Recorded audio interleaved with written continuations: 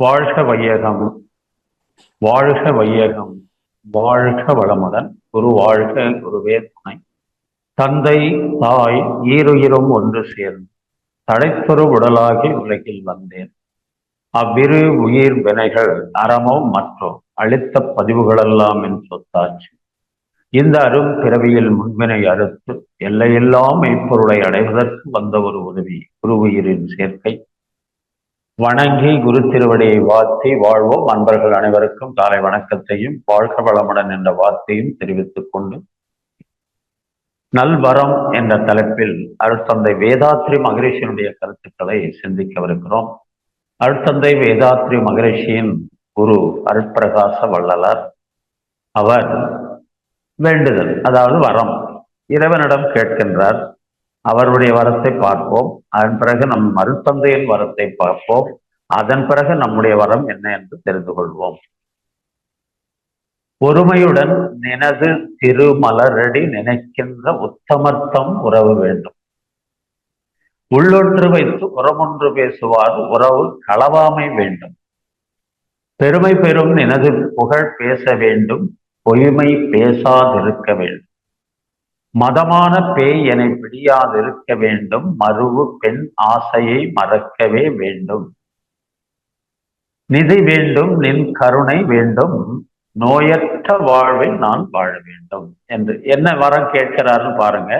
அருட்தந்தை வேதாத்ரி மகரிஷியினுடைய குரு அருட்பிரகாச வள்ளலாருடைய வரத்தை பார்த்தோம். அவரு ஒரு கருத்து சொல்றார் பாருங்க. உள்ளொன்று வைத்து புறமொன்று பேசுவார் உறவு களவாமை வேண்டும் என்றார். ஆனால் குருவை மிஞ்சி சிஷியனாக அருட்தந்தையை எடுத்துக்கொள்ளக்கூடாது. அவரை விட ஒரு படி மேல போய் சிந்திக்கிறார். என்ன அப்படின்னா, இன்னல் புரிவோர் எதிரிகளாக நினைப்போர் எவரேனும் இருப்பின் அவர்களும் மனம் திருந்தி நல்வாழ்வு பெற கருணையோடு வாழ்த்துவோம் என்று பார்க்கிறார் பாருங்க. அதாவது எதிரியை கூட வாழ்த்து சொல்லுகிறாரே. ஆரம்பத்தில் எனக்கு கொஞ்சம் நெருடலாக இருந்தது. நம்ம எதிரியை நினைச்சா நமக்கு எரிகிறதுன்னு சொல்லுவோம் நம்ம. அது மட்டும் இல்லாம வயிறு எரிகிறது சொல்றது இல்லாம முகம் வெறுப்பாக சிறு சிறு என்றும் கடுகடு என்றும் மாறுகின்ற தன்மை வரும் ஆரம்ப காலத்தில். அதன் பிறகு வேதாத்ரி மகரிஷியுடைய விஞ்ஞானபூர்வமான விளக்கம் கொடுத்த பிறகு ஏன் எதிரியை வாழ்த்த வேண்டும். உன்னுடைய வினைப்பதிவை கழிப்பதற்கு இறைவன் அந்த அப்பாவியை பயன்படுத்தி கொண்டிருக்கிறார். அவர் நமக்கு பகை செய்யணும், கெடுதல் செய்யணும்ன்ற ஒரு எண்ணம் கிடையாது. உன்னுடைய வினைப்பதிவு கழியக்கூடிய நேரம் வந்துவிட்டது. அதனால் இறைவன் அவரை பயன்படுத்தி உன்னுடைய பதிவை கழித்திருக்கிறான். அப்படி எடுத்துக்கணும். அப்படி போகும்போது என்னுடைய வினைப்பதிவை கழிப்பதற்கு உதவி செய்த இந்த நண்பரை நாம் வாழ்த்த வேண்டுமே தவிர பகைவராக எண்ணக்கூடாது. இதுல ஒரு நிமிஷம்.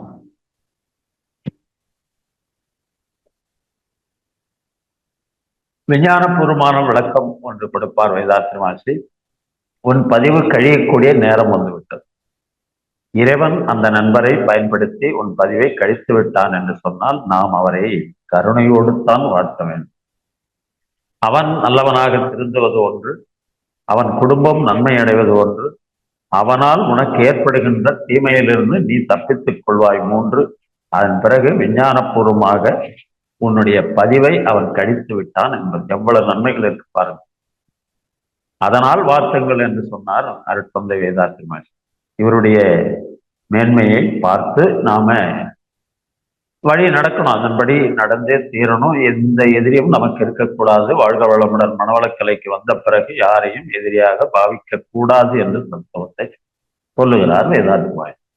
அது மட்டுமல்ல, இதற்கு அந்த கருத்தை வச்சு ஒரு திடீரென்று ஒரு பாடல் ஞாபகம்.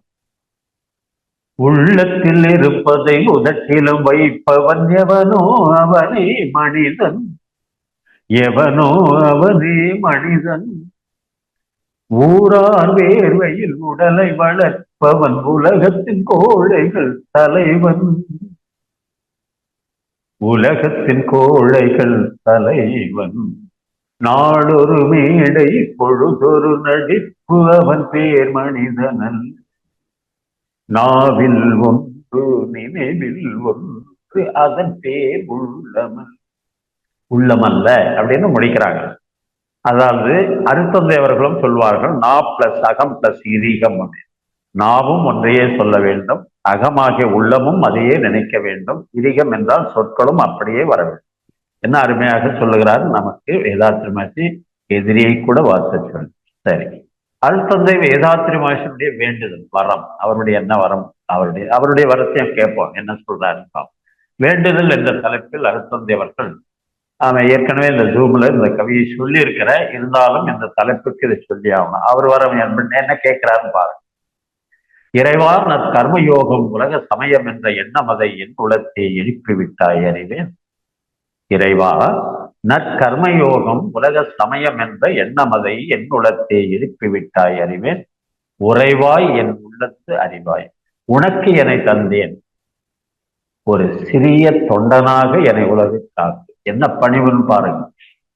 அதாவது ஃபவுண்டர் ஆஃப் WCSC, இந்த உலக சமுதாய சேவா சங்கத்தின் நிறுவன தலைவர் இறைவனிடம் கேட்கின்ற வரத்தை பாருங்க, என்ன பணிவு இருக்குன்னு பாருங்க.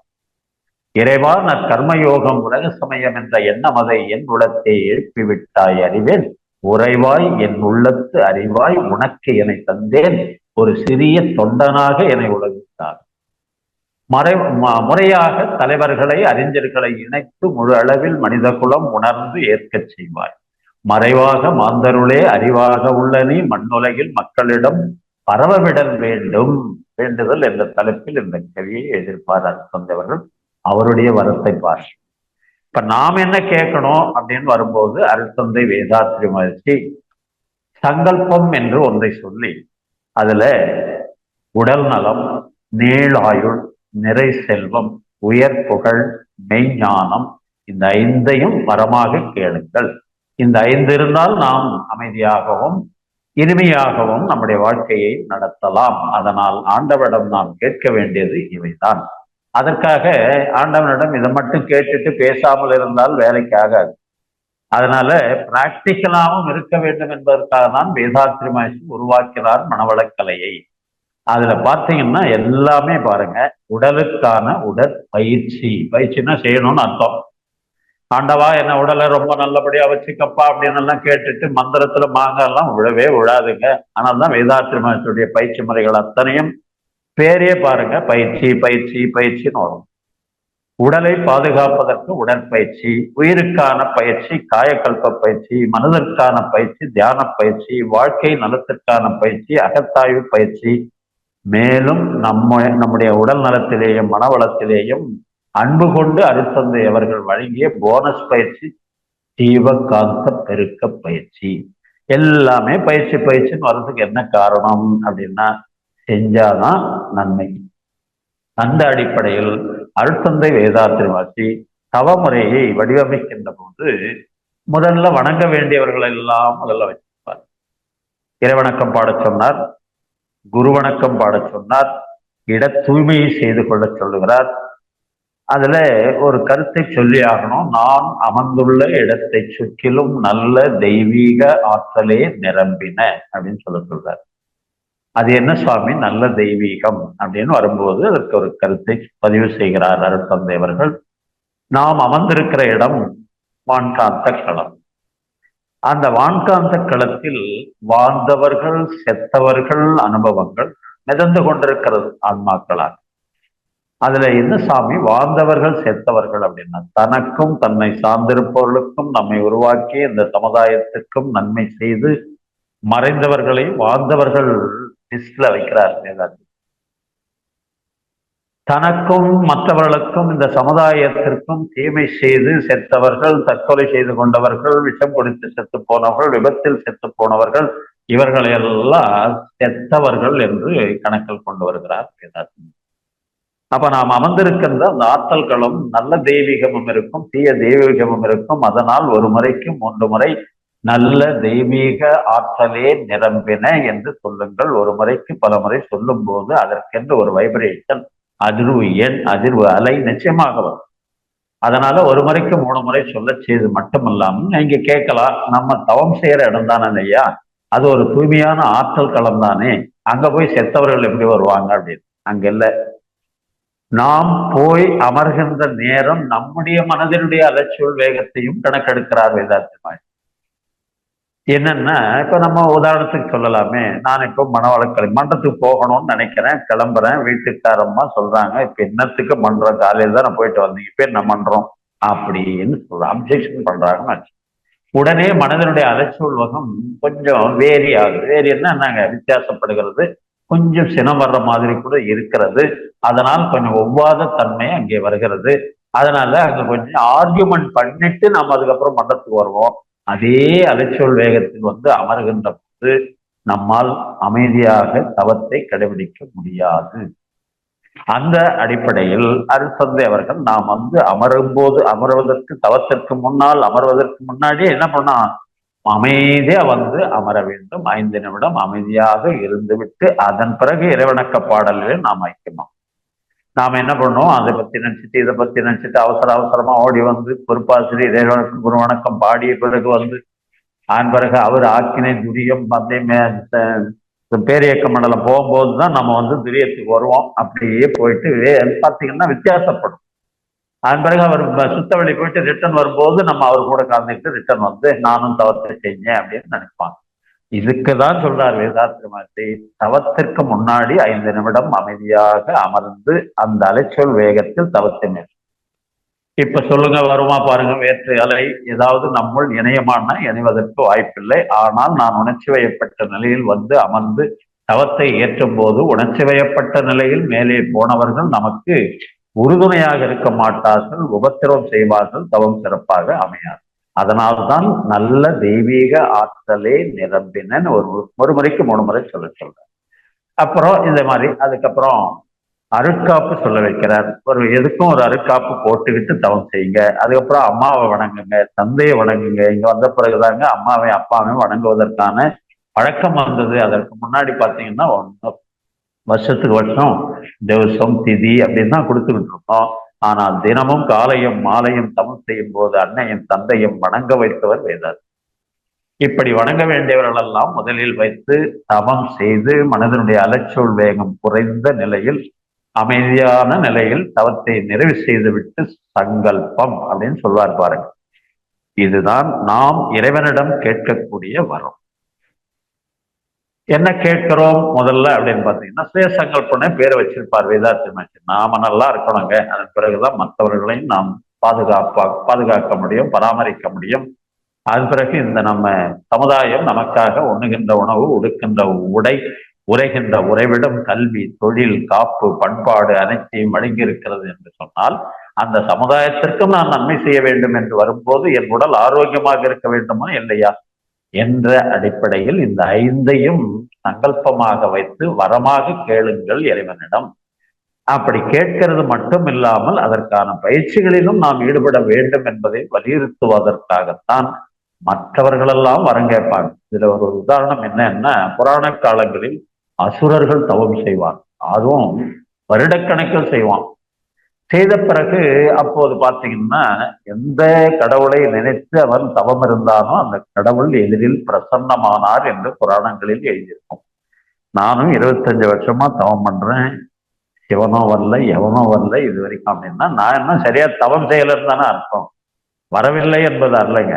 கண்டிப்பாக நாம் இன்னமும் முறைப்படியாக தவத்தை நிறைவாக செய்யவில்லை, எல்லாம் குறைவாகத்தான் இருக்கிறது என்ற அடிப்படையில் இந்த கருத்தை நான் பதிவு செய்கிறேன். யாரை குறை சொல்வதாக அர்த்தம் எடுத்துக்கொள்ளக் கூடாது. இந்த மாதிரி நமக்கு அவங்க எல்லாம் அசுரர்கள் என்ன பண்ணோம், வந்துருவார் தெய்வம், எனக்கு என்ன வரம் வேண்டும் கேள் பக்தான் வாரு. உடனே அவன் கேட்பான் பாருங்க, சாகா வரம் எனக்கு வேண்டும் அப்படின்னு கேட்பான். இந்த தெய்வமும் என்ன பண்ணோம்னா சாகா வரம் கொடுத்துருவாங்க. அதுக்கப்புறம் எந்த இடத்துல இவருக்கு சாவுன்றதையும் சொல்லி கொடுத்துருவாங்க. அதன் பிறகு இந்த வரம் கொடுத்தான் பாருங்க, அவன் மீதே கை வைக்க ஓடுவான் அசுரன் என்றெல்லாம் நம்ம படிச்சிருக்கிறோம் புராணம். அதுபோல இறைவன் ஒருவன் இருக்கின்றான், அவனிடம் நாம் இந்த வரத்தைத்தான் கேட்க வேண்டும் என்று வேதாத்திரமாசி நமக்கு சங்கல்பமாக அது வழங்கியிருக்கிறார்கள். அப்படின்னா உடல் நலம் அப்படின்னு வரும்போது திருமூலருடைய கவியை மேற்கோள் காட்டுகிறார் அருட்தந்தை வேதாத்திரி மகிழ்ச்சி. உள்ளம் பெரும் கோயில், ஊன் உடம்பே ஆலயம், வள்ளல் பிராணார்க்கு வாய் கோபுரவாசம், தெள்ளத் தெளிந்தார்க்கு சீவன் சிவலிங்கம். கள்ள புலனைந்தும் காளா மணிவிளக்கே உடம்பார் அடியின் உயிரார் அறிவர் திடப்படும் விஞ்ஞானம் சேரவ மாட்டார். எல்லாருக்கும் தெரியும் அந்த கேள்வி. இப்போ உடல் ஆரோக்கியம் இல்லை என்று சொன்னால் நம்மால் எதையுமே அனுபவிக்க முடியாது என்று சிந்தித்த அருட்தந்தை வேதாத்திரமாசி எளிய முறையில் 9 விதமான பயிற்சிகளை கொடுத்து அதை கட்டாயம் அனைவரும் செய்ய வேண்டும், குறிப்பாக பெண்களும் இதை கடைபிடிக்க வேண்டும் என்ற அடிப்படையில் எளிமையான முறையில் பயிற்சிகளை உருவாக்கி கொடுத்தார் அருட்தந்தை வேதாத்திரமாசி. இதுல கூட பாத்தீங்கன்னா ஓர்மை, கான்சன்ட்ரேஷன் வேண்டும் என்பது அடியனுடைய வலியுறுத்தல். ஏன்னா ஒரு சிலர்லாம் பார்த்தீங்கன்னா கைப்பயிற்சி கால் பயிற்சி செய்யும்போது பேசிட்டே செய்வாங்க. அது 5 முறை செஞ்சோமா 10 முறை செஞ்சோமான்னு மறந்து சுவாரஸ்யமா பேசிக்கிட்டே அப்ப பேசிக்குவாங்க பாருங்க. ஐயோ எத்தனை முறை செஞ்சேனே தெரியலையே, மறந்தே போனேனே அப்படின்போம். அதனால்தான் சொல்றது, ஒவ்வொரு பயிற்சியும் செய்யும் போது எந்த உறுப்பில் நாம் கவனத்தோடு பயிற்சி செய்யறோமோ அந்த உறுப்பில் இருக்கின்ற குறைபாடுகள் நீங்கி நிறைவை தரும் என்பதற்காக வேதாத்திரமாசி எல்லாத்திலும் ஃபுல் கான்சன்ட்ரேஷனோட பயிற்சி செய்யும். அதுல இன்னொரு முக்கியமான பாயிண்ட், உடல் தளத்துல பெரும்பாலும் நிறைய பேர் செய்வது என்னன்னா அப்படியே செஞ்சாலும் இப்படி கொஞ்ச நேரம் படுத்துட்டு கையை காலை ஆட்டிட்டு போயிடுறது அல்லங்கிறது. ஒரு 10 மினிட்ஸ் ஆவது உடல் தளத்தை செய்து தரையிலிருந்து நம் உடல் அப்படியே கொஞ்சம் ஃப்ளோட்டிங் ஆகுற மாதிரி பாவனையில உணர முடியும் என்ற அடிப்படையில இந்த இதை கொடுத்திருக்கிறார். உடல் தளத்தில் இவ்வளவையும் சிறப்பாக செய்தால் உடல் ஏன் ஆரோக்கியமாக இருக்காது? நிச்சயமாக ஆரோக்கியமாக இருக்கும். அதுக்குள்ளே ஓடிக்கொண்டிருக்கின்ற இரத்த ஓட்டம், வெப்ப ஓட்டம், காற்று ஓட்டம், உயிரோட்டம், காந்த ஓட்டம், அணு அடுக்குகள் எல்லாம் சிறப்பாக இயங்கிக் கொண்டிருக்கும் என்பதை யாரும் நமக்கு செய்ய வேண்டிய அவசியம். அவ்வளவு அருமையாக உடல் அமைந்து போகும். மகரிஷி வேடிக்கை சொல்வார், உடலுக்கும் உயிருக்கும் நட்பு மேலிடும். பகை வந்துச்சுன்னா தான் பிணக்கு, அதுக்கப்புறம் நோய். ஆனால் இவருடைய பயிற்சிகளின் மூலமாக நட்பு நீடிக்கும் என்று. அப்ப உடல் ஆரோக்கியமாக இருந்தால் அதனால என்ன நன்மை அப்படின்னு ஒரு பழைய பாட்டு ஞாபகம் வருது. வாழும் வேலும் சுடன்றிட வேண்டும் வீரரின் விளையாட்டில், அது நாளும் காணும் பரம்பரை வழக்கம் தென்னவர் திருநாட்டில். வீடும் நாடும் நம்மால் இங்கு நலம் பெற வேண்டாமோ, அந்த கடமைக்காக மனமும் உடலும் பலம் பெற வேண்டாமோ என்ற ஒரு பாட்டில் ஒரு வரி வரும். அப்போ நாம மட்டும் ஆரோக்கியமா இருந்தா போதாதுங்க, இந்த ஆரோக்கியத்தை வைத்துக்கொண்டு நம்முடைய குடும்ப நலத்திற்கும் இந்த சமுதாய நலத்திற்கும் இந்த உடலை பயன்படுத்த வேண்டும் என்று சொன்னால் உடல் நலமாக இருக்க வேண்டும். அதனால்தான் அருட்பிரகாச வள்ளலார் கூட எனக்கு நோயில்லா வாழ்வு வேண்டும் என்றெல்லாம் வேண்டுதல் வைக்கிறாங்க பாருங்க. மகான்களே இப்படி கேட்கிற போது நாம அவருடைய அனைத்து சீடர்கள் எப்படி கேட்கணும் அப்படின்னா, சொல்றதோடு மட்டுமல்லாமல் கட்டாயம் செய்தோம் என்று சொன்னால் உடல் ஆரோக்கியமாக அமையும். அதான் உடல் நலம். அடுத்தது நீள் ஆயுள் அப்படின்னு எதிர்க்காரு. உடல் நலமாக இருந்தால் நீள் ஆயுள் தான், தானே வந்துருமான்னா கிடையாது. அதுல அந்த நீளாயுள்ள இன்னொரு சீக்ரெட் என்ன அப்படின்னா, மனவளமும் அது நினைந்திருக்க வேண்டும். மனவளம் இல்லாத போது உடல் நலம் இல்லை, உடல் நலம் இல்லாத போது மனவளம் இல்லை. அதனால் வேதாத்திரமாசி மனவளத்திற்கு தியானமும் நீள ஆயுளுக்கு காயக்கல்ப பயிற்சியும் நமக்கு வழங்கியிருக்கிறார்கள் வேதாத்திரமாசி. அப்ப அந்த காயக்கல்ப பயிற்சியையும் பார்த்தீங்கன்னா காலையில் செய்ய வேண்டிய 3 நிமிட பயிற்சியையும் மாலையில் செய்ய வேண்டிய 3 நிமிட பயிற்சியையும் தவறாமல் செய்து வந்தால் நீள் ஆயுள். ஒரு திடீர்னு ஒரு ஜோக் வருது ஞாபகத்துக்கு வர்ற இந்த இடத்துல. காயக்கல்பன்னு வரும்போது பார்த்தீங்கன்னா ஒரு வயதான பெரியவர் 85 ஆயிரத்து அவர் போய் ஆண்டவர்கிட்ட வேண்டிக்கிறார். என்ன வேண்டார் அப்படின்னா, அப்பா என்னை எப்பதான் கூப்பிட்டுட்டு போறப்பா, என்னை எப்பதான் கூப்பிட்டுட்டு போறப்பா அப்படின்னு டெய்லி சாமி கிட்ட போய் வேண்டிக்கிறார். அவருடைய பேரன் இவரை பார்த்துன்னே இருக்கிறான். இந்த தாத்தாவோட சொல்ல தாங்க முடியலையே என்று என்ன பண்றான், இந்த தாத்தாவுக்கு ஒரு அறிவுரை வழங்கணும் அப்படின்னு நினைச்சு ஒரு நாள் வந்து சீரியஸா சொல்றான், தாத்தா நீ கேட்டுட்டு இருந்தே அந்த ஆளு கீழே வந்திருக்கிறாரு ஜீப்ல அப்படின்னா. ஜீப்ல யாரு வந்திருக்கிறான், நான் யார கேட்டேன் அப்படின்னாரு. மறந்து போயிட்டாரு, ஆண்டவன்கிட்ட வேண்டதும் மறந்துட்டாரு.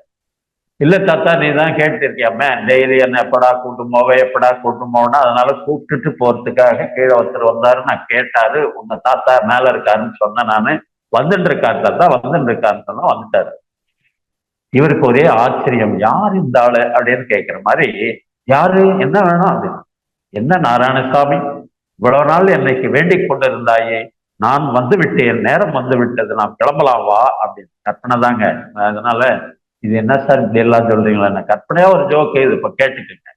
இப்ப அவருக்கு கூப்பிட உடனே ஆச்சரியமாயி போட்டு அதில் மட்டுமா பயம் வந்துச்சு, கூட்டு போடுவார் போல இருக்குது அப்படின்னு. சாமி கொஞ்சம் அவகாசம் கொடுங்க சாமி, திடீர்னு வந்து கூப்பிட்டா நான் எப்படி வர்றது சாமி. அப்ப ஆண்டவன் சொன்னார், என்ன அவகாசம், எவ்வளவு நாள் வேணும்? என் பேத்தி கல்யாணம் முடிஞ்ச உடனே வந்துடுற சாமி அப்படின்னு. பேத்தியா, எங்க இருக்கு அப்படின்னா, முந்த நாள் தான் சாமி பிறந்திருக்குது அப்படின்னா. அப்படின்னா இவனுக்கு என்ன ஆசைன்னா, நீண்ட நாள் வாழ வேண்டும் என்ற ஆசை, நோய் நொடி இல்லாமல் இருக்க வேண்டும் என்று ஆசை, இளமையோடு இருக்க வேண்டும் என்று ஆசை, முதுமை வரக்கூடாது என்று ஆசை, எல்லா ஆசை இருக்குது. ஆனால் அதற்கான பயிற்சியை இம்மியளவும் நான் செய்ய மாட்டேன் என்று சொன்னால் எப்படிங்க நடக்கும்? இது சாத்தியமா என்று யோசித்து பாருங்கள்.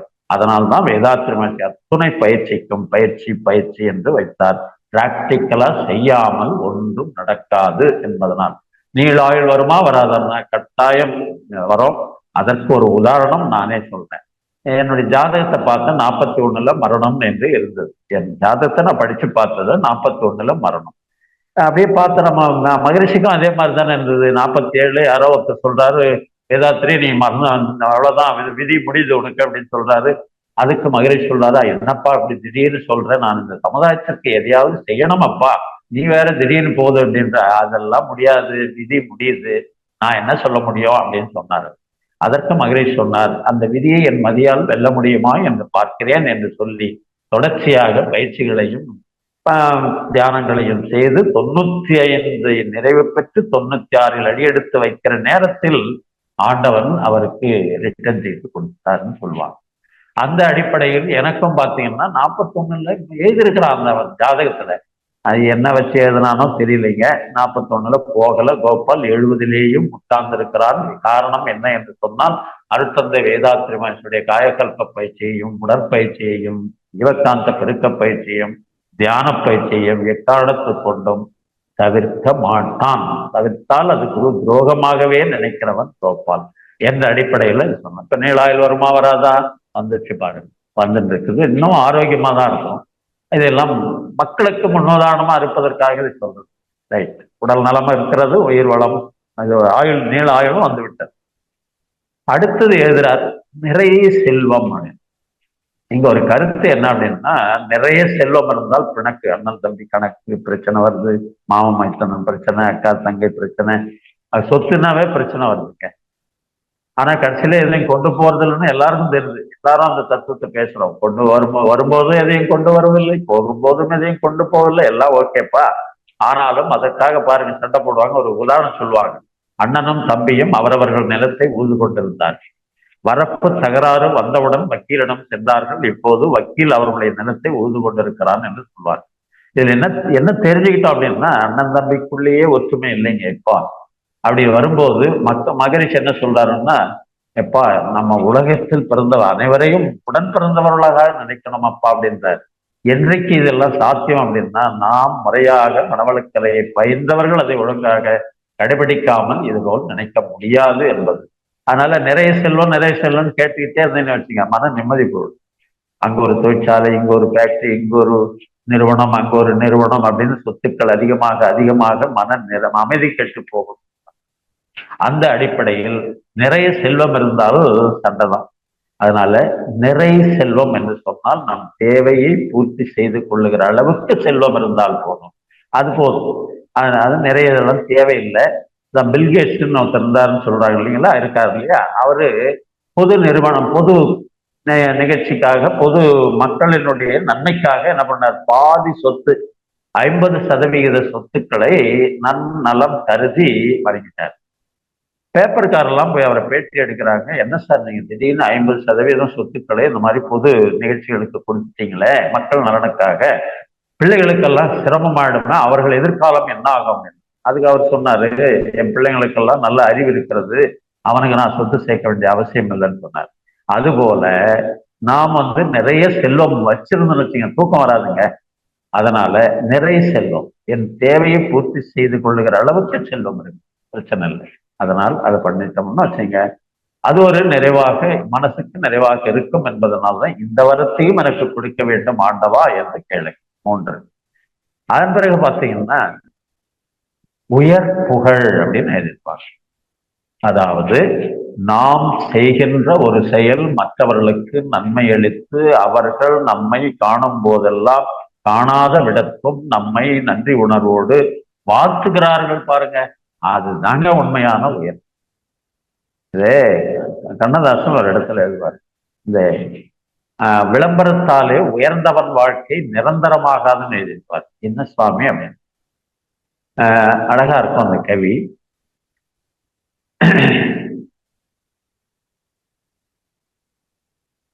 விளக்கிருந்தாலும் எண்ணெய் இல்லாமல் வெளிச்சம் கிடைக்காது, விளம்பரத்தாலே உயர்ந்தவன் வாழ்க்கை நிரந்தரமாகாது என்ற வரி அழகா, அதாவது என்னதான் விளம்பரம் பண்ணாலும் உண்மையான மக்கள் நலனில் அக்கறையோடு நீ செய்கின்ற செயல்தான் உன்னை உயர்த்துமே தவிர காசு கொடுத்து கட்டவுட்டு வைத்தெல்லாம் உன்னுடைய புகழை நீ பரப்பிக் கொண்டிருப்பதனால் நிச்சயமாக நிரந்தரமாக இருக்காது. ஒரு நாளைக்கு நினைப்பான், மறுநாள் மறந்தே போவான் என்ற அடிப்படையில் அருட்தந்தை வேதாத்திரி மகரிஷி பற்றி நான் ஒரு கருத்து சொல்ற பாருங்க.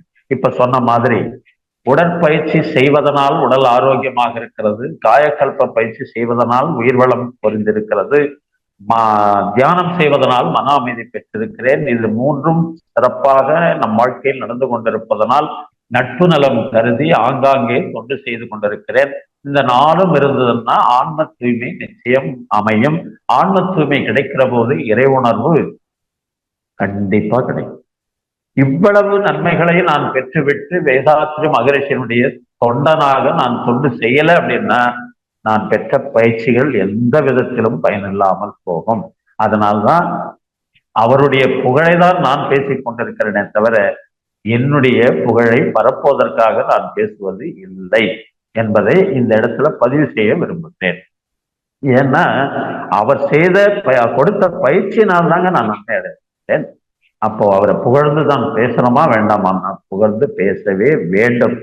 அதே போல நம்முடைய உறவினர்கள் கூட நாம படிக்கும் போதோ நம்முடைய வேலை வாய்ப்பு அமையும் போதோ யாராவது உதவி செய்திருப்பார்கள் என்றால் நாம் நல்ல நிலையில் இருக்கின்ற போது அவர்கள் கொஞ்சம் பொருளாதார தாழ்வில் இருக்கிற போது நம்மால முடிந்ததை அவர்களுக்கு செய்யணும்னு வச்சுங்க, நிச்சயமாக அவர்கள் நம்மை புகழ்ந்து பாராட்டுவார்கள் என்பதற்காகத்தான் அருட்தந்தை வேதாத்திரி மகரிஷி நம்முடைய செயல் மற்றவர்களுக்கு நன்மை அளிக்கும் விதமாக இருக்க வேண்டும். அழகா ஒரு கவிதை எழுதிப்பார் மகரிஷி.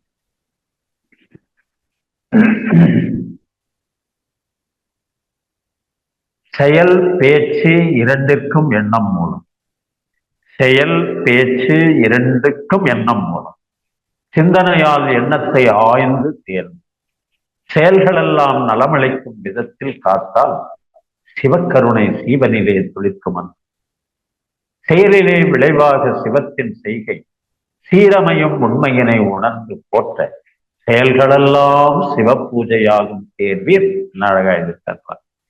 நாம எண்ணுவது சொல்லுவது எல்லாமே செய்வது சொல்வது அத்தனையுமே எண்ணத்தின் அடிப்படையில் தானே செய்து கொண்டிருக்கிறோம். அப்படி செய்கின்ற போது நமக்கும் நம்மை சார்ந்திருக்கிற இந்த சமுதாயத்திற்கும் நன்மை விளைக்கும் விதமாக செய்து விட்டால் சிவக்கருணை சிவனிடமிருந்து வர வேண்டியதில்லப்பா, உன்னுடைய சீவனிலிருந்து வர வேண்டும். அதாங்க சிவக்கருணை சீவனிலே துளிர்க்கும் என்றோ செயலிலே விளைவாக சிவத்தின் செய்கை சீரமையும் உண்மையினை உணர்ந்து போற்ற நாம் என்ன செயல் செய்தாலும் அதற்கான விளைவை கொடுக்க தயாராக இருக்கிறான். செயலிலே விளைவாக தெய்வ ஒழுங்கமைப்பு இருக்க பயனென்ன தவறிழைத்து பரமனை பின் வேண்டுவதான். அநியாயம் அக்கிரமம் எல்லாம் செய்துட்டு இறைவன்கிட்ட போய் நல்லவன் மாறி நடிச்சு பூஜை புனஸ்காரம் எல்லாம் செய்தால் அவன் உன்னுடைய அந்த விளைவை கொடுப்பதிலிருந்து தாமதப்படுத்தி விடுவானே ஒழிய ஆனால் கொடுக்காமல் மட்டும் நிறுத்தி வைப்பான் என்று தப்பு கணக்கு போடக்கூடாது. அதனால் செயலுக்கேற்ற விளைவு நிச்சயம் உண்டு அப்படின்னு தெரிஞ்சு போச்சு. இங்க வந்த பிறகு இப்ப என்ன செயலை செய்தால் நன்மை விளையும் அப்படின்றது தெரிந்து நமக்கும் நம்மை சார்ந்திருப்பவர்களுக்கும் நன்மை செய்யும் விதமாக அமைந்து விட்டால் புகழ் என்பது தானாக வரணுங்க. அவர்களாக விரும்பி கொடுக்கிற புகழ் அதுதான் நிலைத்து நிற்குமே தவிர நாம போய் தேடி போய் இந்த கட் அவுட் இதெல்லாம் வச்சு இது டிஜிட்டல் பேனர். நான் ஒரு சில கோயில்கள் எல்லாம் பார்க்கிறேன். அன்னதானம் வழங்குபவர் அன்னதான பிரபு, அவங்க அவர் பேரு, அவங்க அப்பா பேரு, அவன் சாதி பேரு, அவன் ஊரு பேரு எல்லாத்தையும் போட்டு பேனர் ஃபுல்லா அவங்களுடைய புராணங்கள் தான் இருக்கிறது. இது என்ன விதத்தில் நியாயம்? இது எந்த விதத்தில் உயர் புகழை கொடுத்து விடும் நினைக்கிறீங்க? அன்றைக்கு சாப்பிடும் போது வரைக்கும் நினைப்போம். அதனால இப்படியெல்லாம் தேடக்கூடாது. புகழை தானாக அமைய வேண்டும் என்பதற்காக சொல்லுவது என்று சொல்வார். அப்படி உயர் புகழையும் நாம் வேண்டும் இறைவனிடம். எப்படின்னா மற்றவர்களுக்கு நன்மை செய்யும் விதத்திற்கு நான் தயாராக வேண்டும் என்று சொன்னால் அதற்கான உடல் நலமாக இருக்கிறது, உயிர் வளமாக இருக்கிறது, அந்த அடிப்படையில் மனவளமும் புரிந்திருக்கிறது என்றால் நிச்சயமாக மற்றவர்களுக்கு அன்பும் கருணையும் அடிப்படையில் நன்மை செய்ய ஆக வேண்டும். அது உயர் புகழை கொண்டு வந்து சேர்க்கும் என்று சொல்லலாம். அதன் பிறகு உடல் நலம், நீளாயுள், நிறை செல்வம், உயர் புகழ், மெய்ஞானம் அப்படின்னு வரும்போது உண்மையான அறிவுன்னு அர்த்தம். அதாவது நிறைய பேர் மெய்ஞானம் என்று சொன்னால் இறைவனை தரிசிப்பது, பூஜை புனஸ்காரங்கள் செய்வது அப்படின்னு நினைச்சுக்கிட்டு இருக்கிறாங்க. அது பக்தி மார்க்கத்தில் இல்லை என்று சொல்லவில்லை. அதனுடைய நிறைவு பூஜை புனஸ்காரங்கள், அதன் மூலமாக இறைவனை பார்த்து அவனுக்கு பூஜை எல்லாம் செய்வது. ஆனால் மெய்ஞானத்தில் என்ன அப்படின்னு பார்த்தீங்கன்னா உண்மையான அறிவு எது என்று உணர்ந்து கொள்வது என்பது தான் அருட்தந்தையவர்கள் நமக்கு மெய்ஞானமாக போதிக்கிறார். அதற்கு ஒரு கவி, இவர் சித்தர் சொன்ன கவியை சொல்லலாம். என்ன கவி அப்படின்னு பாருங்க. காட்டானை மேலேறி கடைத்தெருவே போகையில். காட்டானை அப்படின்னா காட்டான் அப்படின்னா நம்ம ஏதோ அந்த கிராமத்திலிருந்து வர்றவனா அப்படி சொல்லி பழகிட்டோம். காட்டான் காட்டான் காட்டான். அதற்கு உண்மையான அர்த்தம் சொல்லுகிறார் அருட்தந்தை வேதாத்திரிமாச்சி. தன்னை யாரிடமும் காட்டி கொள்ளாதவன் காட்டான். அது யாரு அப்படின்னு பார்த்தீங்கன்னா அறிவு. யாரிடமும் காட்ட முடியாது. அந்த காட்டானை அறிவதற்காக நான் போறேன் தியானத்தின் மூலமாக. அந்த சித்தர் கிட்ட போய் நெருங்கிட்டேன். நெருங்கும் போது தன் புலன்கள் எல்லாம் என்னை பார்த்து நகை புரிகிறதப்பா வேதனைப்படுறாரு. ஆனாலும் அந்த அமைதியான மனநிலையில் அவர் எடுக்கின்ற சங்கல்பம் இருக்கு பாருங்க, அதுதான் நமக்கு முக்கியமான கருத்து. காட்டானை மேலேறி கடைத்தெருவை போகையிலே நாட்டார் நம்மை மறித்து நகைப்புரிய பார்ப்பரன்றோ. நாட்டார் அதாவது எல்லாவற்றிலும் நாட்டமுடையவர்கள் புலன்.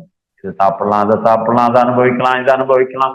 இந்த சிற்றின்பங்களிலேயும் புலன் இன்பங்களிலேயும் ஓடிக்கொண்டிருக்கின்ற ஒரு இனம் புலன்கள்.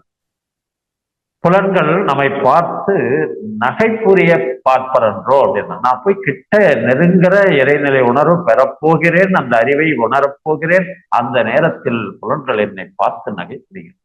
ஆனாலும் நான் உறுதிமொழி எடுக்கிறார் பாருங்க அந்த சங்கல்பம். நாட்டார் நம்மை மறித்து நகைப்புரிய பார்த்தாலும் காட்டானே மேலேறி என் கண்ணம்மா கண் குளிர காணேனோ. எப்படி எழுதுறாரு பாரு. அந்த இடத்துல என்ன சங்கல்பம் உறுதிமொழி எடுக்கிறான்னு பாருங்க. நாம பார்த்தீங்கன்னா கொஞ்சம் வீட்டுல கொஞ்சம் மனக்கசப்போடு உட்கார்ந்தேன், தவமே சரியா வரல, அதை மற்றவர்களோடு பகிர்ந்து கொள்ளுகிற என்னவோ தெரியல, எனக்கு தவமே வரல.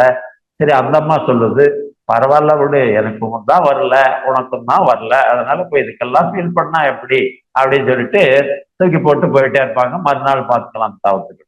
ஆனா அந்த ஞானி என்ன பண்றார் சித்தர்? நாட்டார் நம்மை மறித்து நகைப்புரிய பார்த்தாலும் காட்டானை மேலேறி என் கண்ணம்மா கண் குளிர காணும். விடமாட்டேன், நான் அவரை காணாமல் அவனை உணராமல் வரமாட்டேன் என்றார். அந்த உறுதிமொழியை நாம் எடுக்க வேண்டும் என்று நம்ம கோயம்புத்தூர் பேராசிரியர் பழனிசாமி ஐயா ஆழியார்ல பேசியிருக்கா. பேராசிரியர் திருவணக்க பயிற்சியில நான் கேட்ட இந்த மேட்ரு என்ன அப்படின்னு பாருங்க. இது சினிமா பாடல் தான். அவர் அந்த இடத்துல இதை வலியுறுத்தி சொல்லி நாமும் அந்த உறுதிமொழியை எடுக்கணும். என்ன உறுதிமொழி? அவன் என்னை தேடி வரும் வரையில் விடவும் மாட்டேன் அப்படின்னு. என்ன பாட்டு இவர் என்ன சொல்ல வராருன்னு வரும்போது அவர் சொன்னார். அவர் படிச்சார். நான் உங்களுக்காக இப்ப பாடுறேன். நல்லா இனிமையா இருக்கும் அந்த பாட்டு. இந்த பாட்டை போய் நம்ம கூகுள்ல போய் பார்த்தோம்னு வச்சுங்க, ஒரு கார்னர்ல எம்ஜிஆர் படத்தை போட்டிருப்பா, இன்னொரு கார்னர்ல பழனி முருகனை போட்டிருப்பான். என்ன சொல்ல வர்றாருன்னா, சின்னப்பா தேவர் படம் அது. அவர் முருகனுடைய பக்தர், அதனால முருகனை காட்டாம இருக்க மாட்டார், அதனால காட்டுறாரு. என்னத்துக்காக அப்படின்னா, நீ முருகனை ஆண்டியாகவும் பார்ப்பாய், அரசனாகவும் பார்ப்பாய், ஆனால் ஆண்டவன் உன்னை பணக்காரன் ஏழை என்ற பாகுபாடு இல்லாமல் தான் பார்ப்பான். அவனுக்கு வேண்டியவர் வேண்டாதவர் யாரும் இல்லை. அவனை உன்னிடத்திலேயே அவன் இருக்கிறான், ஆனால் நீதான் அவனை தேடி போகவில்லை என்பதாக கவியரசர் கண்ணதாசன் இந்த பாட்டை எழுதியிருப்பார். உங்களுக்காக. அன்றொரு நாள் அவனுடைய பேரை கேட்டேன், அடுத்த நாளில் அவன் இருக்கும் ஊரை கேட்டேன், இன்று வரை அவன் முகத்தை நானும் காணேன், அவன் என்னை தேடி வரும் வரைக்கும் விடவும் மாட்டேன். ஆண்டி போல வேடமிட்டு அவன் இருப்பானாம், அவனை அரசன் போல சிங்காரித்து தேரிழுப்பாராம். ஆண்டி போல வேடமிட்டு அவன் இருப்பானாம், அவனை அரசன் போல சிங்காரித்து தேரிழுப்பாரா. வேண்டியவர் வேண்டாதவர் அவனுக்கு இல்லை, மன வீட்டுக்குள்ளே அவன் இருந்தும் காண்பவர் இல்லை. அன்றொரு நாள் அவனுடைய பேரை கேட்டேன், அடுத்த நாளில் அவன் இருக்கும் ஊரை கேட்டேன், இன்று வரை அவன் முகத்தை நானும் காணேன், அவன் என்னை தேடி வரும் வரைக்கும் விடவும் மாட்டேன். அந்தி சந்தி அத்த சாமயத்தனை பூசை, அவன் நாளையத்து மணியனுக்குள் எத்தனை ஓசை, சுந்தர பூ முகத்தை காண எத்தனை கூட்டம், அவன் சுந்தர பூ முகத்தை காண எத்தனை கூட்டம், நாமும் தினமும் அவனை கண்டு வந்தால் தீர்ந்திடும் வாட்டம். எப்படி முடிச்சிருப்பாங்க. என்ன சொல்றாங்க அப்படின்னா, உனக்குள்ளே அவன் இருக்கிறானப்பா, நீ தான் பார்க்கல. இவரு நம்ம ஐயா எப்படி எழுதுறாரு பாருங்க, அருட்தந்தை வேதாந்தம். உன் செயல் இன்ப துன்ப உணர்வுகளை எல்லாம் உள்ளிருந்து வாங்கி கருமையத்துள் வைத்து உன் மனம் உள் திரும்ப ஒவ்வொன்றாய் காட்டி உன்னை வழி நடத்துவது உண்மை தெய்வம் என்றோ என்றார். நாம எண்ணம் சொல் செயல் தவிர வேற ஒன்றும் சேர்ந்து இல்லைங்க, அதுதான் செஞ்சுட்டு இருக்கிறோம். அதை எழுதுறாரு வேதாத்திரி. உன் செயல் இன்ப துன்ப உணர்வுகளை எல்லாம் உள்ளிருந்து வாங்கி கருமையத்துள் வைத்து உன் மனம் உள் திரும்ப. என்ன அர்த்தம்னா, இங்க வந்த பிறகு நாம் தியானம் செய்ய ஆரம்பித்தோம். வெளியில் அலைந்து கொண்டிருந்த மனம் உள்ளே திரும்ப ஆரம்பித்தது. உள்ளே திரும்பின உடனே உள்ளே பதிவான விஷயங்கள் எல்லாம் ஒவ்வொன்றாயே எடுத்து காட்டுகிறது கருமையம். அப்போ உன்னை வழிநடத்துவது எது என்று சொன்னால் உண்மை தெய்வம் என்றோன்னு சொல்றாரு. என்ன அர்த்தம்? என்ன? மெய் என்றால் உண்மை, ஞானம் என்றால் அறிவு, உன்னுடைய உண்மையான தெய்வம் அறிவு. அதனால் தான் சொன்னார் வேதாத்திரி, அறிவே தெய்வம். அதன் பிறகு எழுதுறாங்க, உன்னுள்ளே தெய்வம் அறிவாக உள்ள உண்மை உற்றுப்பார் உயிர், உள்ளே உற்றுப்பார் உயிர் தெய்வம் அறிவு இரண்டும் ஒன்றாய் காண்பாயினை.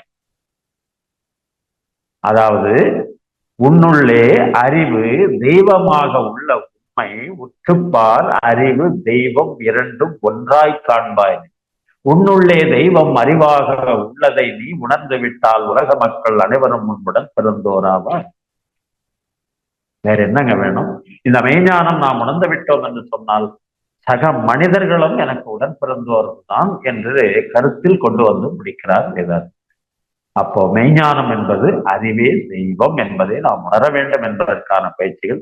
அவன் நம்மை தேடி வருவது எப்படி என்று சொன்னால், நம்மிடம் இருக்கின்ற வேண்டாத பதிவுகளை விளக்க விளக்க விளக்க அந்த இறைநிலை ஐக்கியமாகும்.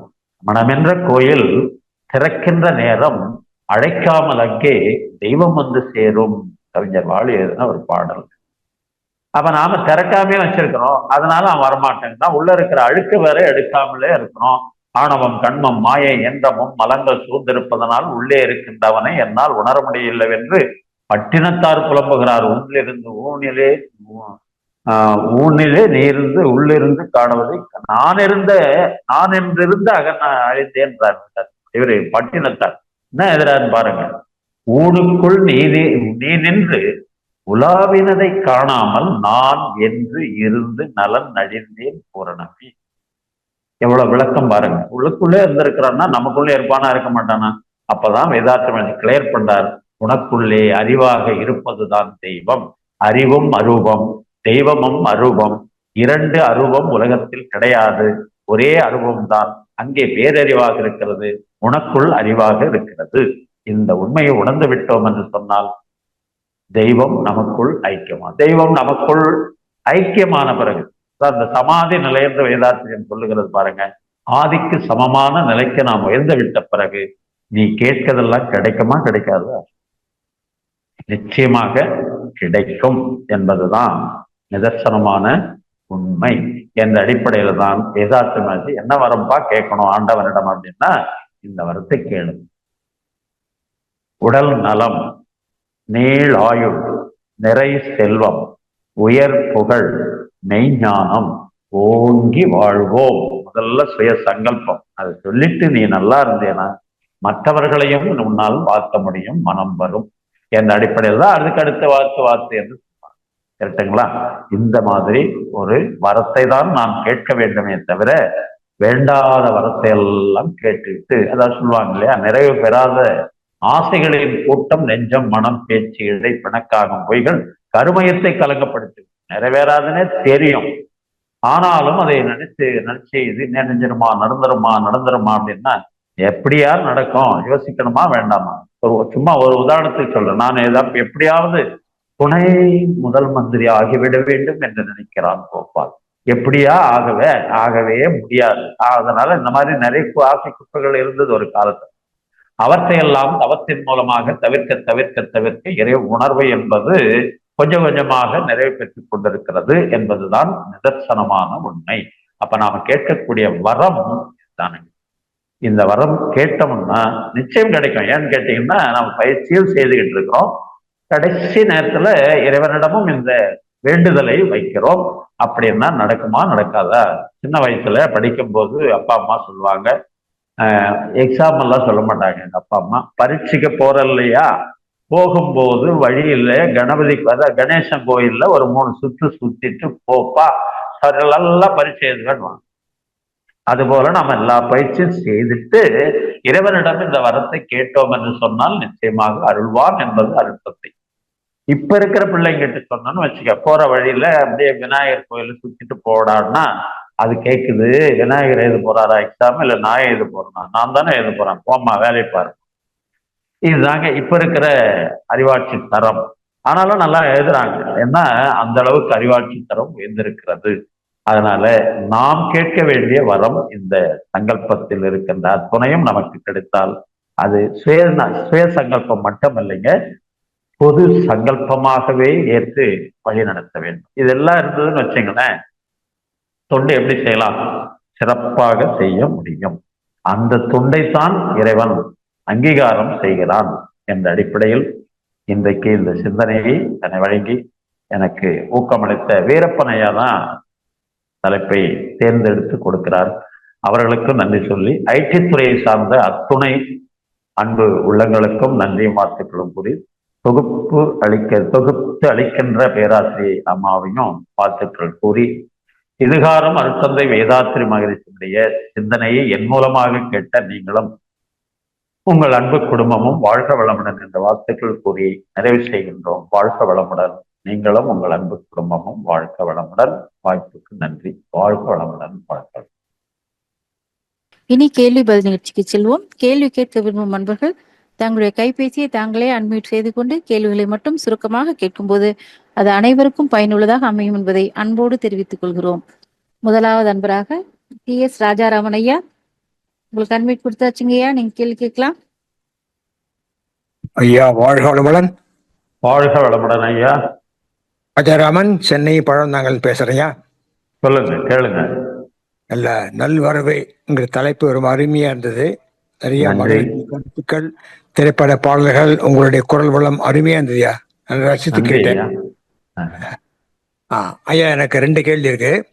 கேளுங்க. ஒண்ணு வந்து, நீங்க வந்து இன்னைக்கு சங்கல்பத்தை பத்தி நல்ல விவரமா சொன்னீங்க. ம். எனக்கு என்ன சந்தேகம்னாக்கா, எல்லாத்தையும் கேட்டு நம்ம மெய்ஞானம் அடைஞ்சிட்டாக்கா, அப்ப ம். வந்து மெரிசல்ல உயர் பழக தேவையில்லையே. தேவையில்லைதான். அப்ப அதையும் கேட்கிறோம் நம்ம. நம்ம அடையலையே, ஓ. அதான சிக்கல். ஐயா, நான் அடைஞ்சேன்னு சொல்றோமே தவிர ஆ. அடைஞ்சதுக்கான அறிகுறியே இல்லையே. ஓ. இன்னும் கோபம் வருது, இன்னும் கெட்ட எண்ணம் வருது, இன்னும் அவனை பத்தி பொறாம வருது. அப்ப நான் அடைஞ்சேன்னு எந்த வச்சு சொல்லணும் அப்படின்னு பாத்தீங்கன்னா கேள்விக்குறியாக இருக்கிறது.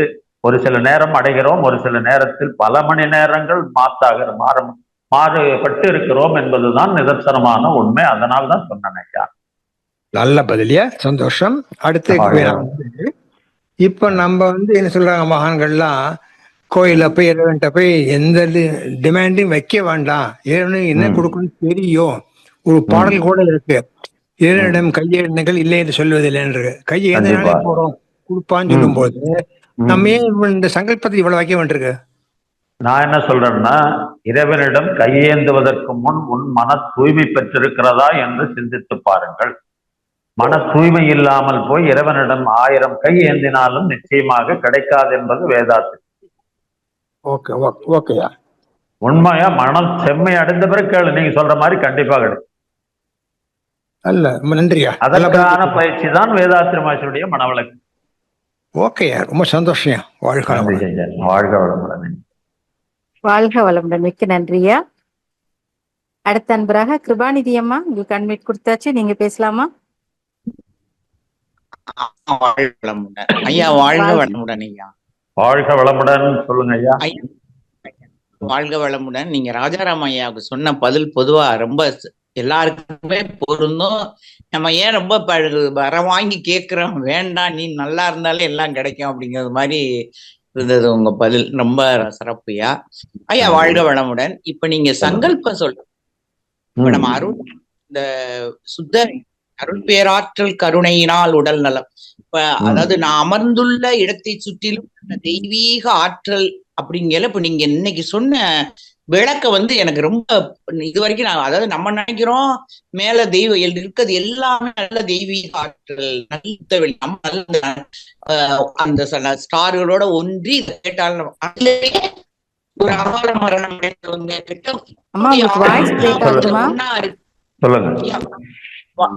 இல்லையா, இவங்களுடைய ஆன்மாவும் இதுல ஒன்னா இருக்கா ஐயா? அப்படி இல்லையா, மகரிஷி சொல்ற கருத்து வான்காந்த களம் என்பது அந்த நல்ல ஆன்மாக்களும் இருக்கிறது, தீய ஆன்மாக்களும் கலந்திருக்குது. சரிங்களா? ஆனால் நம்முடைய மனநிலை எப்படி இருக்கிறது என்பதை ஆய்வு செய்யணும். அதுல கொஞ்சம் மாறுபட்ட கருத்து இருந்து முரண்பாடான கருத்து இருந்தால் தீய ஆன்மாக்கள் டிஸ்டர்ப் பண்ணும் உங்களை மட்டும். கரெக்டுங்களா? அதனாலதான் முதல்ல அதை தூய்மை செய்து கொண்டு அமைதியான மனநிலையில் அமர்ந்து அதுல ஐக்கியமாக்கணும். நாம கொஞ்சம் உணர்ச்சி வயப்பட்ட நிலையில போய் உட்கார்ந்தோம்னா, உணர்ச்சி வயப்பட்ட நிலையில் போனவன் உனக்கு உதவி செய்ய மாட்டான், உபத்திரம் பண்ணுவான். புரியுதியா? இப்ப தவம் பண்ணி அழகா மகிழ்ச்சி அழகா விளக்கம் கொடுக்கிற உதாரணம், 4 ரேடியோ நிலையங்களிலிருந்து 4 வித நிகழ்ச்சிகள் ஒளிபரப்பாகின்றது. எந்த நம்முடைய நீடில் எந்த இதுல எஃப்எம் மேல இருக்குதா, இல்ல மீடியம் வேவ்ல இருக்குதா, ஷார்ட் வேவ்ல இருக்கா, எதுல வச்சிருக்கிறோமோ அந்த நிலையத்தில் இருந்து வருகிற நிகழ்ச்சி மட்டும்தான் உங்களால் கேட்க முடியும். அதுபோல நீ என்ன மனநிலையில் இருக்கிறாயோ அந்த மனநிலையில போனவன் தான் உனக்கு உதவி. அதுக்காக நாம அமர்ந்திருக்கிற ஆற்றல் களம் தப்பு இல்லை. நம்முடைய மன்றமோ தவ மையமோ அது ஆற்றல் களம் தான். ஆனா நம்ம மனநிலை சரியில்லையே, அதனால எனக்கு தவம் வரல சாமி அப்படின்னு சொல்றோம். புரியுதியா? நம்ம மனம் தூய்மையா இருந்தா தான் எந்த இடத்துல அவ்வளவுதான் எல்லாமே நடக்கும் ஐயா. புரியுது. அன்னைக்கு அம்மா சொல்லு மாதிரி உங்களுடைய கண்ணதாசன் பாட்டுல நான்லாம் கொஞ்சம் ரொம்ப எதிர்பார்த்தேன், கிடைக்கலையா. நன்றி ஐயா. வாழ்க வளமுடன். வாழ்க வளமுடன். வாழ்க வளமுடன். மிக்க நன்றி அம்மா. வாழ்க வளமுடன். வாழ்க வளமுடன்மா. அடுத்த அன்பராக கவிதா கோவிந்தராஜன், நீங்க பேசலாமா? வாழ்க வளமுடன் அம்மா, வாழ்க வளமுடன் ஐயா. வாழ்க வளமுடன். கேளுங்க. எதிரிகளை கூட வாழ்த்தணும்னு சொல்றீங்க, அந்த அளவுக்கு நமக்கு மனப்பக்குவம் வரணும்.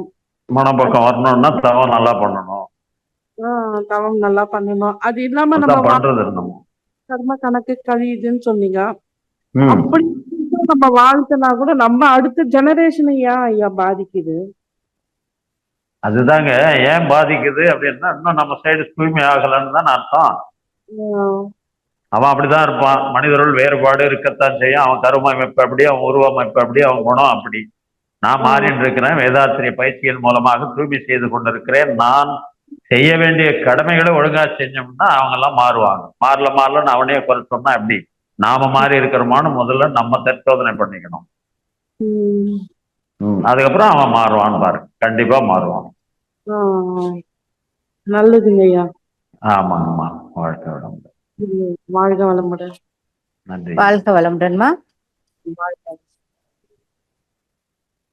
அடுத்த அன்பராக மதன் மோகன், நீங்க கேள்வி கேட்கலாம் ஐயா. உங்களுக்கு அட்மிட் கொடுத்தாச்சு. வாழ்க வளமுடன் அம்மா. ஐயா வாழ்க வளமுடன் ஐயா. வாழ்க வளமுடன் ஐயா. சொல்லுங்க ஐயா. இன்னைக்கு நீங்க எதிரியை வாழ்த்துன்னு சொன்னீங்க, வழக்கங்க ஐயா. பசுமரத்தானி ஆணி போல பயந்துச்சு ஐயா. டெய்லி கேட்டுட்டு தான் இருக்கோம். நான் சொல்லது இல்லையா, மகரிஷ் சொன்ன கருத்தை உங்ககிட்ட சொல்லி இருக்கேன். அவ்வளவுதான். ஸ்கூல்ல தமிழாசிரியர் சொல்லுவாரு, பசுமரத்தாணி போல எடுத்துக்காட்டு எழுதுன்னு சொல்லுவாரு. அது மாதிரி என் மனசுல நல்லா எழுதிட்டு அவங்க சொன்னீங்க. அருமையான விளக்கம் ஐயா இன்னைக்கு. நன்றி ஐயா. அதே மாதிரி அதே மாதிரிங்க ஐயா, நம்ம மனவளக்கல்வி பயிற்சியில மேற்கொண்டாலே வேற எதையும் பார்க்க வேண்டியதில்ல, எதிர்காலம் நமக்கு சாதகமாக இருக்கும் சொன்னீங்க ஐயா. கண்டிப்பா ஐயா. அருமையான கருத்துங்க ஐயா. நன்றி. வாழ்க வளமுடன். நன்றியா. நன்றியா. வாழ்க வளமுடன். நன்றி.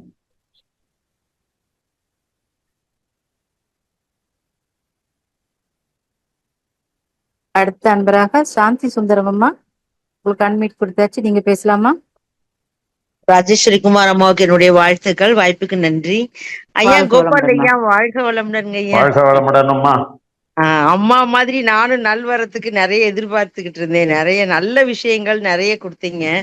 ஆனா இப்ப இந்த உங்களுடைய ஸ்பீச்சை கேட்ட பிறகு என்னுடைய மனதில் எழுந்தது என்னன்னா, அதாவது இந்த நல்வரத்தை பெறுவதற்காகத்தான் மகரிஷி நம்மளை பிரம்மஞானி, அருள்நிதி, துணை பேராசிரியர்லாம் சொல்லி நம்மள ஒரு உயர்நிலைக்கு தகுதி உடையவரா ஆக்கியிருக்காங்க. இந்த வரத்தை பெறுவதற்கான தகுதி நமக்கு கிடைச்சிருக்கு. அதை பூரணமாக நம்ம பயன்படுத்தி கொண்டு வரத்தை பெற்றுக் கொள்ளலாம். அப்படிதானங்கய்யா? அதுதான் உண்மை. கண்டிப்பாங்க, அதுதாங்க உண்மை. நம்ம ஒரு உதாரணம் சொல்றேன். சொல்லுங்கய்யா. 2000 நான் உள்ள நுழைஞ்சு ஒரு 2 மாசத்துல எனக்கு தீட்சை கொடுத்தாரு. எங்க குற்றாலலிங்கம் ஐயான்றவர், அவர் தான் எனக்கு குரு. அவர் தீட்சை கொடுத்தாரு. கொடுத்த பிறகு அவர் சொன்னாரு, நீ தவச்செல்வர்னு போட்டுக்கோ கோபால்னாரு. நான் தவமே தெரியல, எனக்கு தவமே வரல, எனக்கு தவமே செய்யல, நானு என்ன போய் தவச்செல்வன் போட்டுக்கொண்டாரு. இருந்தாலும் வேதாத்திரி மகர்ஷி அவன் செய்யறானோ இல்லையோ அந்த பட்டத்தை கொடுங்க, ஆன்மீக உயர்வை கிடைக்க கிடைக்க அவன் தானாக ஈடுபடுவான். அதுக்கப்புறம் தவம் செய்யறான் பாரு கோபால். அப்படிதான் வேதாத்திரி தட்டி கொடுத்து தர முயற்சியார்.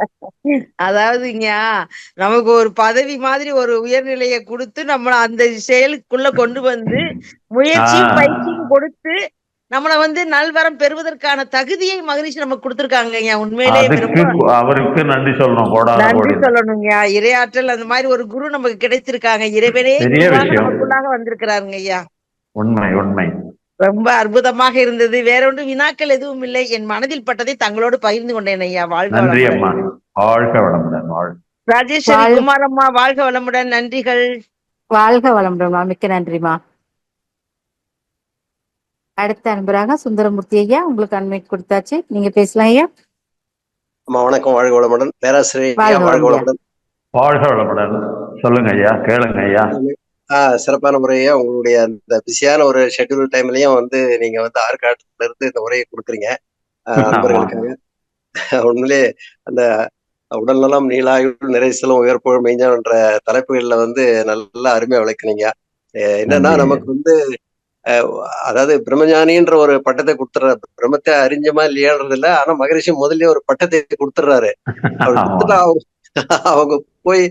அவங்க போய் சிந்திச்சு அவங்க ஒரு பிரம்மஞானி ஆகட்டும். பிறகு அப்படின்ற ஒரு மகரிஷி நமக்கு வந்து ஒரு நல்ல ஒரு பாசிட்டிவான ஒரு விதத்துல நமக்கு கொடுத்திருக்கும் போது நம்ம வந்து உண்மையா வந்து மகரிஷி அளித்துள்ள பயிற்சிகள் எல்லாம் நம்ம தொடர்ந்து செய்துட்டு வந்தா உண்மையிலேயே வந்து எல்லாமே கிடைக்கும் இல்லைங்களா? பயிற்சி செய்ய பயிற்சியை தொடர்ந்து செய்யாம வந்து எனக்கு இது ஆகல, எனக்கு அது ஆகல, நான் வாழ்த்தும் பயணம் தரல. அதோட நகைச்சுவை என்ன தெரியுங்களா? சரிங்கய்யா. ஆண்டவன் தான் கைவிட்டான்னு இங்க வந்த மகதாத்திரி மகரிஷியும் என்ன கைவிட்டாருன்றவன் சொல்றவன்லாம் கூட இருக்கிறான். அவர் கைவிடலப்பா, நீ விட்டுட்ட, கை பயிற்சி பண்ணாம விட்டுட்ட, தியானம் பண்ணாம விட்டுட்ட, அவரை போய் குறை சொல்றீங்களே, என்ன நியாயம்?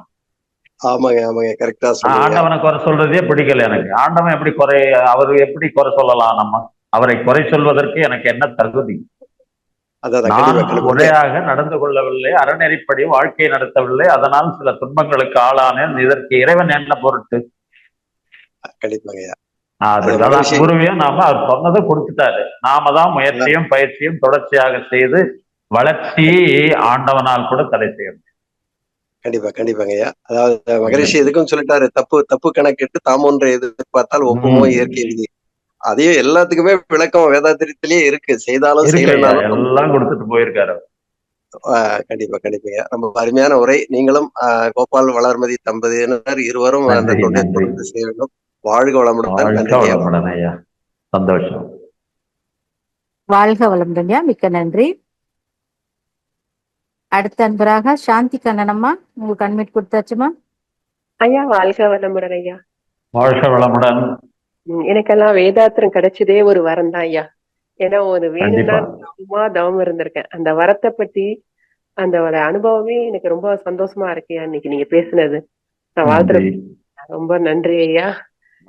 இது சொன்னதெல்லாம் அவ்வளவு அருமையா இருந்தது. சும்மா ஏதோ இடத்துல போய் உட்கார்ந்து அப்படியே பண்றத விட நீங்க ஒவ்வொரு தரமும் மூணு தரம் சொல்றப்போ நம்ம மனசுல பதிகிறது ரொம்ப சந்தோஷமா இருக்குயா. ரொம்ப நன்றி ஐயா. வாழ்க வளமுடன். அம்மா நன்றி அம்மா. வாழ்க வளமுடன். வாழ்க வளமுடன்மா. மிக்க நன்றி ஐயா. வேற யாரும் கேள்வி கேட்கல? நிறைவு பண்ணிக்கலாங்களா ஐயா? நிறைவு பண்ணலாமா? மிகவும் சந்தோஷம். இவ்வளவு பிஸி ஷெட்யூல் மத்தியிலே வந்து எங்களுக்கு ஒரு நல்ல ஒரு சிந்தனை கொடுத்ததுக்கு உங்களுக்கு நன்றியா. இல்லையே, மகரிஷியோடைய ஆற்றல் களமாச்சே, நாம் ஒத்துக்கலன்னா அப்படி. ஒரு அன்பர் வந்திருக்காரு கேள்வி கேட்க. ரமேஷ் டீகாராமன், உங்களுக்கு அட்மிட் கொடுத்தாச்சு, நீங்க கேட்கலாம் ஐயா. வாய்ப்புக்கு நன்றி அம்மா. நன்றி ஐயா. வாழ்க வளமுடன். நல்லா இருந்தது. நல்ல வரம் பத்தி சொல்லியிருந்தீங்க. அது கொஞ்சம் தெளிவா தான் இருந்தது. இருந்தாலும் இப்ப இருக்கிற இந்த கரண்ட் இது பாத்தீங்கன்னாக்கா மோஸ்ட்லி என்னதான் நம்ம தவம் பண்ணாலும் இந்த 5 புலங்கள் பண்ற ஒரு பாடு பாத்தீங்கன்னா ஏதாவது ஒரு சைட்ல வந்து அது ஏதோ தப்பு பண்றக்கூடிய சூழல். அதுக்கப்புறம் தான் பண்ணினப்புறம் தான் வரும் நமக்கு வந்து ஷார்ட்டா சொல்ல போனா விழிப்பா இருக்க முடியல. தவம் பண்ற விழிப்பு வந்து நம்ம இந்த செயல்பாடுல நடக்கும் போதும் செயல்களை பார்க்கும் போதும் அந்த மாதிரி ஒரு எஸ்பெஷலி இந்த வீடியோஸ் எல்லாம் பார்க்கும்போது ரொம்ப டிஸ்டர்பன்ஸா இருக்கு. அது எப்படி அதை அவாய்ட் பண்ண முடியல? அது எப்படிங்க அதை ஒரு விழிப்பா இருக்கணும் எப்பவுமே அந்த மாதிரி சூழ்நிலை இருக்கிறதுக்கு ஏதாவது டிப்ஸ் கொடுங்க. வாழ்க வளமுடன். அதாவது மன்றத்தில் விழிப்பு நிலையோடு இருங்கள், மன்றத்தில் விழிப்பு நிலையோடு இருங்கள், குடும்பத்தில் அயரா விழிப்பு நிலையில் இருங்கள், சமுதாயத்தில் விளைவறிந்த விழிப்பு நிலையில் இருங்கள். அவ்வளவுதான் டிப்ஸ். வேற ஒண்ணும் இல்ல. இப்ப மண்டலத்துல போய் எதிரி போய் சண்டை எல்லாம் போட முடியாது, வெறுப்புக்கு வெறுக்க முடியாது, முகத்தை சுழிக்க முடியாது. அவர் வாழ்க்கை சொன்னா நான் சொல்லி ஆகணும். விழிப்பு நிலை இருந்தால் போதும் மண்டலத்துல. ஆனால் வீட்டில் அயரா விழிப்பு நிலை என்னன்னா, நாம ஒண்ணு சொன்னோம்னா 4 மண்டலத்துக்கு வராது இருக்கும் நம்ம வீட்டுல. அது என்ன பண்ணணும், எதிராக சொல்லும். உடனே நாம உணர்ச்சி வயப்பட்டு பேசிட்டோம்னு வச்சுங்க, நீங்க எல்லாம் எதுக்கு மனவளக்கலை மண்டலத்துக்கு போறோன்னு போட்டு கவுத்து கீழே தள்ளி மிதிச்சு பண்ணிடுவாங்க. அங்க அயரா விழிப்பு நிலை. விளைவறிந்த விழிப்பு நிலை. சமுதாயத்துல எல்லாருமே மனவளக்கலையில் இல்லை. அங்கெல்லாம் போய் நம்ம இதெல்லாம் வளர்க்கக்கூடாது. எந்த இடத்துல எதை பேசணுமோ அதை பேசணும்னு வச்சுங்க, அங்க விளைவறிந்த விழிப்பு நிலையில் நான் இருப்பேன். எப்படி வச்சுட்டீங்கன்னா நாம நம்முடைய செயல்பாட்டுல முக்கியமா அந்த அறநெறி வாழ்க்கை தான் எனக்கு அப்படின்ற மாதிரி போயிட்டே இருப்பாங்க. என் சமூகம் உனக்கு முன்பாக செல்லும் என்று குரு நமக்கு உறுதுணையாக இருப்பார். நன்றிங்க. வாழ்க வளமுடன். மிக்க நன்றி. அடுத்த அன்பராக செவ்வேலையா, கேள்வி கேட்குங்க. வாழ்க வளமுடன் ஐயா. ரொம்ப சிறப்பாக இருந்தது ஐயா. அதே மாதிரி சொல்லுங்க ஐயா. எதிரிலாக சொல்றதுக்கு 4 சொன்னீங்க. ஒண்ணு நம்ம பாவவினைகள் விடுபடுது, இன்னொன்னு என்னங்க ஐயா அதை சொல்லுங்க ஐயா. எனக்கு அவன் நல்லவனாக மாறுகிறான், அவன் குடும்பம் நன்மை அடைகிறது. நம்முடைய பதிவு கழிவதற்கு இறைவன் அந்த தருணத்தை அவன் மூலமாக பயன்படுத்தி கழித்திருக்கிறான். சரிங்க ஐயா, ரொம்ப சிறப்பா ஷார்ட்டானா சொன்னீங்க. இருந்தாலும் ஒவ்வொரு இது கருத்துக்களும் அத எல்லா அன்பர்களுக்கும் நல்லா மனசுல பதிகிற மாதிரி அவங்க கேட்கறவங்களும் அவங்க மண்டலத்துல போய் சொல்ற அளவுக்கும் நல்ல நுணுக்கங்கள் இருந்தய்யா. மிக்க மகிழ்ச்சி ஐயா. வாழ்க நன்றி. வாழ்க வளமுடன். வாழ்க வளமுடன் யா, மிக்க நன்றி. அடுத்த அன்பராக குருவம்மாள், நீங்க கேள்வி கேட்கலாமா? உங்களுக்கு அன்மைட் கொடுத்தாச்சு.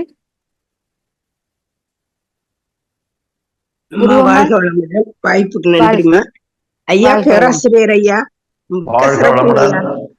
ரொம்ப அருமையான ஒரு தொகுப்புரை எங்களுக்கு கொடுத்தீங்க இன்னைக்கு. ஆனா எல்லாருமே சொல்லிட்டாங்க இன்னைக்கு கண்ணதாசன் பாட்டு கொஞ்சம் கம்மின்னு. அது உண்மை முற்றிலும். இப்ப நான் ஒரு கேள்விங்கய்யா, பிரம்மஞானத்தை உணர்ந்தமோ உணரலையோ, ஆனா சாமிஜி நமக்கு பிரம்மஞானின்னு பட்டம் கொடுத்துட்டாரு. அதுக்கு அப்புறம்தான் நம்ம கொஞ்சம் கொஞ்சமா உணர ஆரம்பிச்சிருக்கோம். ஆனா இந்த குழந்தைங்க இப்ப சொல்றத கேட்காம பூரா அந்த டிவி வீடியோ நம்ம மொபைல்ல பாக்குறாங்களையா, இவங்களுக்கு எப்படிங்கய்யா இத திருத்துறது? நேரடியாக சொல்லி அவர்களை திருத்த முடியாதுமா. இப்ப இருக்கிற சூழல் அவர்கள் அதில் அடிக்ட் ஆகிதான் ஆவாங்க. அவர்கள் மானசீகமாக நாம் தவநிலையில் வாத்திக் கொண்டே இருக்க வேண்டும். காலத்தால் நல்ல மாற்றம். நேரடியா சொன்னீங்கன்னா நான் பாப்பேன், என்ன இப்போ ஆமா செய்வேன் ஆமா அப்படின்னு ஆமாங்கய்யா. நீ அவனை போய் அப்புறம் புண்படும் மனசு. அதுக்கப்புறம் பார்த்த உடனே கடுப்பாயிடுவான். ஆமாங்கய்யா, மனசு அதனால் விளைகின்ற தீமைகளை நாசுக்காக நல்ல அவனுக்கு புரியுற மாதிரி சொல்லி அப்பப்போ ஒன்னொன்னு உட்கார வச்சுட்டு 1/2 மணி நேரம் போட்டோம்னா எழுந்து ஓடி விடுவான். வாய்ப்பு கிடைக்கும் போது அடிக்கணும் ஸ்டண்ட். ஆமாங்க, இப்ப இருக்கிற ட்ரெண்ட் அந்த மாதிரி. ரொம்ப நேரம் உட்கார வச்சுக்கணும்னா நைஸா நழுவி போயிடுவான். ஆமா, பார்த்தாலே ஓடி. இதனால் விளைகின்ற தீமைகளை ஒவ்வொன்னாக வாய்ப்பு கிடைக்கும் போது சொல்லிடணும். மனம் புண்படாத டேட்டுடைய லைஃப்ல நிறைய இதை விளையாடிக்கிட்டே இருக்கிறப்ப அப்ப மத்த சப்ஜெக்ட் இதெல்லாம் படிக்க முடியாம போகுது இல்லைங்கய்யா? சொல்லாம படிக்க முடியாம போகுதுன்னு நீங்க கவலைப்பட வேணாம். அவன் கவலைப்படுற அளவுக்கு நம்ம அவனை வாத்தி நம்ம வழிக்கு கொண்டு வரலாம். காயகல்பத்தை கொடுக்கலாம், நினைவுத்திறன் அதிகரிக்கும், மெடிடேஷன் கத்து கொடுக்கலாம், மெமரி பவர் கூடுதல் ஆகும், கான்சென்ட்ரேஷன் கூடும், ரெசிஸ்டிவிட்டி கூடும். நம்ம தான் அவனுக்கு வழிகாட்டும். ஆமாங்கய்யா, வழிகாட்டிக்கிட்டே தங்கையா இருக்கும். நீங்க சொன்ன மாதிரி சாமிஜி சொன்ன மாதிரி உடனே எதிர்பார்க்க கூடாதுங்கம்மா. நான் வழிகாட்டிட்டேன் உடனே அவன்கிட்ட இருந்து நல்லது எதிர்பார்க்க முடியாது. கொஞ்சம் டைம் கொடுக்கணும் இப்ப இருக்கிற பிள்ளைகளுக்கெல்லாம். ஆமாங்கய்யா, அது வரைக்கும் வாத்தினே இருப்போம். சரிங்கய்யா, நன்றி. உங்களுடைய வாழ்க வளமுடன். உங்களுடைய தொடரட்டும். வாழ்க வளமுடன். வாழ்க வளமுடன். மிக்க நன்றி அம்மா. ஐயா வாழ்க வளமுடன் யா, மிக்க நன்றிங்க ஐயா. வாழ்க வளமுடன். உங்களுக்கு நன்றி அம்மா. நம் கடமை அறவாழ்வின் நாட்டத்தே